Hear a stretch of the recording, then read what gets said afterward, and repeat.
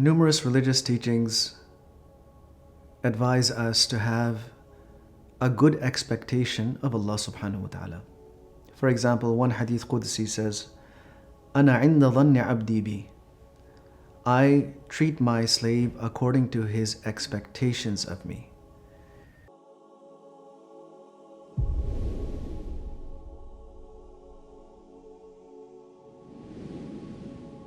So what is a good expectation from Allah subhanahu wa ta'ala? Is it that Allah subhanahu wa ta'ala will do whatever I want Him to? Or He will give me whatever I want from Him? He will overlook all my mistakes unconditionally? What is a good expectation from Allah subhanahu wa ta'ala? Ali radiallahu anhu explains. He says, حُسْنُ الظَّنِّ بِاللَّهِ أَلَّا تَرْجُوَ إِلَّا اللَّهِ وَلَا تَخَافُ إِلَّا ذَنْبَكَ. Good expectation from Allah means that all of your hopes, your wishes, your aspirations are tied to Allah subhanahu wa ta'ala. That whatever you aim to get, you are hoping to get those from Allah. And you are constantly turning to Allah subhanahu wa ta'ala for all the good that you hope to achieve. But it's not the expectation that Allah subhanahu wa ta'ala will unconditionally give me whatever it is that I'm asking. So if I'm asking for forgiveness, He is obliged to forgive me.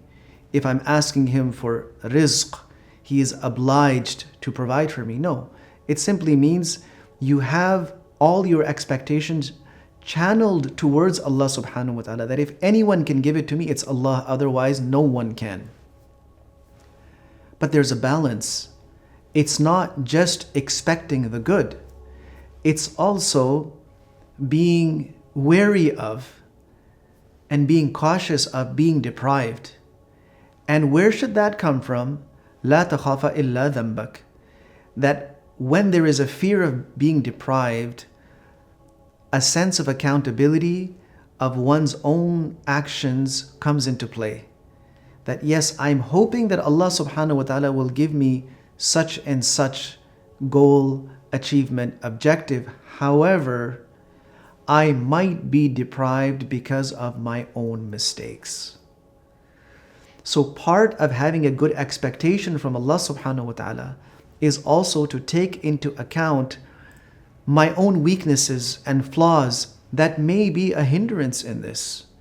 One hadith mentions that sometimes a person is deprived of rizq, of sustenance, because of a mistake that they have made. In fact, the greatest obstacles in our lives are our mistakes. Our sins, our negligence, our failure to remain consistent with our duties. These are, in fact, the greatest obstacle in the path of anyone who wishes to achieve anything in this world. So on one side, high expectations from Allah and turning only towards Allah subhanahu wa ta'ala as we pledge to Him, إِيَّاكَ نَسْتَعِينَ. It is only You that we will seek assistance from. But at the same time, to be apprehensive of our own mistakes. What is it that I may have done that could possibly stop this goal from being fulfilled and prevent this objective from being reached? And at that time, it's important to reflect back to ourselves and ask Allah subhanahu wa ta'ala for forgiveness and to pardon those sins, to wash away those sins that may become hindrances for us in the things that we are trying to achieve.